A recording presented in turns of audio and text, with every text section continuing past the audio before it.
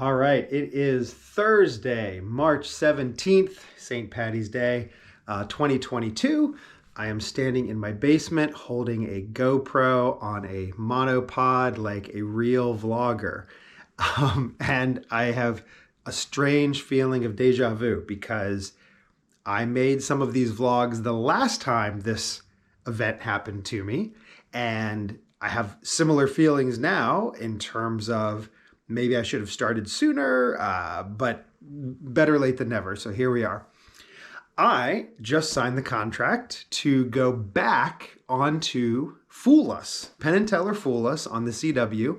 I'll be a part of season 9. It's going to be filming in May of 2022. And I am shocked and floored and so excited. I had such a great time on the show the first time. Of course, a question that folks would ask, it was, especially because I wasn't a fooler, but a question they would ask is, would you go back? Have you considered that? Well, what do I have in my show that I think is original enough or that I'm proud enough of that I would really want to showcase on TV? There was another thing that I had in my shows that was a favorite of both magicians and non-magicians who saw my act multiple times. And that was this thing involving some light bulbs. Look at that.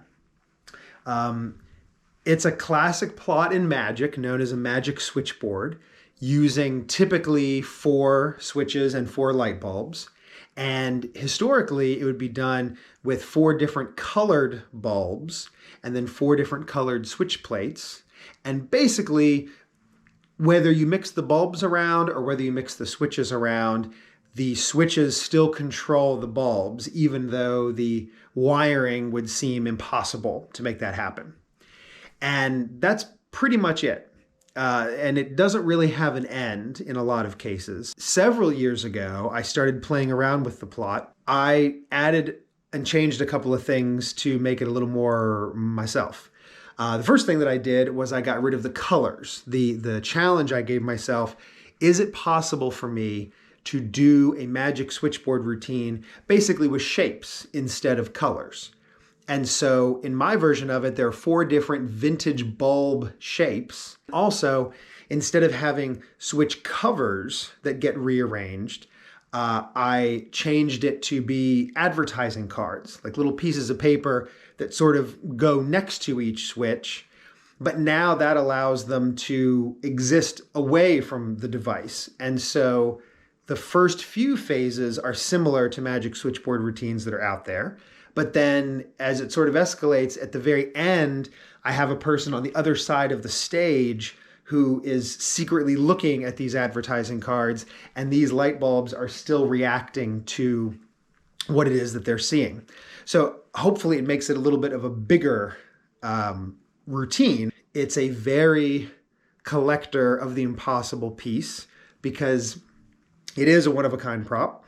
And so not only are people not going to see it, this particular prop, anywhere else, but also it's the sort of curiosity that I may have acquired in my travels as a collector. So I loved a lot of things about it. I wasn't sure if that was something the producers would be interested in, but I did know they get a lot of submissions with card and coin tricks, but they try to only have 1 or 2 of those per episode, which means that 50 to 75% of what goes on the show shouldn't be a card or a coin trick. The routine in the stage version runs longer, so I trimmed the script down to under 5 minutes and filmed a little video here in the basement with my lovely wife as the stand-in for the assistant. The camera was actually out of focus a little bit, which I felt really bad about, but we had already done it, and I hoped they would forgive me. And so I sent it off. That was in middle of December 2021. And within about a week, I had heard back from one of the producers, and they didn't say no. They didn't say yes. They just said it was interesting and maybe we should talk about it more. So we batted a few emails back and forth. And in mid-January of this year, 2022, I got to the point of writing the script up, sending that over to them. We volleyed a few versions of the script back and forth. I'm sure there are more changes to come. I'm really, really excited for a lot of reasons. It was such a great experience the first time. Everyone who's involved with the production really wants all of the people who appear on the show to be their best, to give you the opportunity to shine on television. That experience alone is of course one I would love to go through again. But on top of that, season 7B was filmed during COVID. Remember, this is October 2020. There was no vaccine, so there was a production bubble. The entire Rio was shut down, the hotel and casino. The casino was not operating, and the only people who were in the hotel were cast and crew. It was a very strange experience. It was very much they picked me up from the airport, and I'm hanging out in my room all day long, and I would come and do a couple of things, come down and film something, but then immediately go back to your room. And so I'm really curious to see how the experience differs now that things are open a little bit more. I'm also really excited because I have a good friend of mine who was able to get on the show this season as well. And not only is that friend on the season, but I found out that we are going to be able to film on the exact same day. So, that makes it even better. Not only am I excited for my friend, but also just having that sort of buddy to hang out with. I got really lucky last time. My friends Jason and Stacy Greenemeyer were part of the season 7B. I didn't realize it until I got there, though.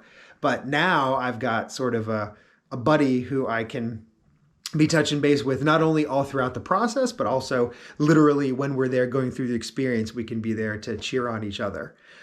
So that is fantastic, and I'm really, really excited for it. So stay tuned and be on the lookout for this cool thing showing up on the CW at some point in the future.